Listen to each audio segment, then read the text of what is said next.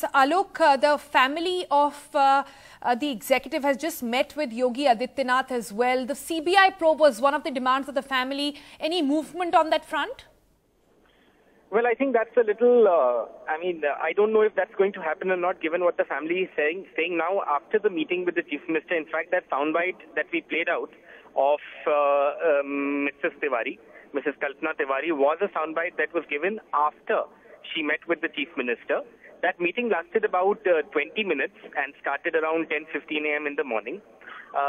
She was taken to meet with the Chief Minister by UP's Deputy Chief Minister, Mr. Dinesh Sharma, who went to his house, to the family's house early in the morning, spent some time with them, and then took them to meet the Chief Minister. The Chief Minister, we are told, has assured the family that they are trying to investigate this in the fastest and most efficient manner, and that they will not spare anyone.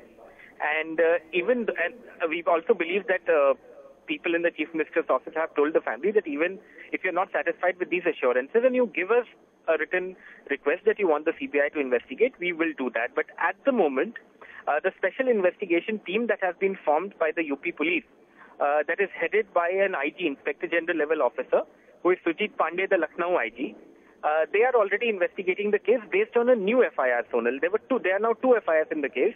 The first FIR was filed by Sana Khan, who is the eyewitness and who was with Mr. Tiwari when he was driving the car. Now, there have been accusations that this FIR was diluted by the police by not naming the two accused and also by keeping the sequence of events a little wishy-washy. After those allegations, the Chief Minister, the DG, all of them assured the family that they would facilitate the filing of a new FIR by the wife of Mr. Tiwari. That is what happened yesterday. She went to the Gomti Nagar police station in Lucknow and filed a fresh FIR naming both constables who are under arrest and are in jail, and also giving a detailed sequence of events which she said she got from the eyewitness. Based on that FIR, the investigation is now continuing. However, there are doubts about whether, as you were pointing out and as Mr. Pathak is saying, whether the police at the initial stages tried to hush up what had happened and also tried to sort of downplay what had happened. One instance is, of course, the FIR. The other instance is that when the car went and hit a pillar after he was shot, after Mr. Tiwari was shot, it ended up damaging one portion, one side, the driver's side of the car in the front. However, when we took photographs of the same car at the police station, Sonal, in Gomti Nagar, we found that the entire front portion of the car seemed banged up. So there is a question as to whether the police deliberately went and banged the car again somewhere. Why they would do it, of course, is a mystery, but did they do it is a question.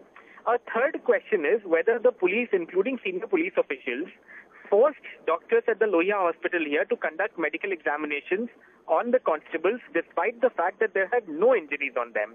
Now, the constable who shot Mr. Tiwari has said that the man tried to run him over 3 times and then he shot him dead.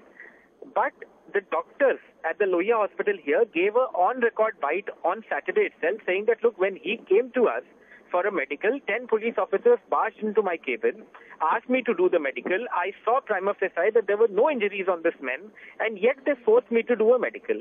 Now, what is the result of that medical test remains to be seen, but these are all questions that the police is grappling with, and at the moment, they don't seem to have too many answers, apart from the fact that you have assurances to the family from all sides.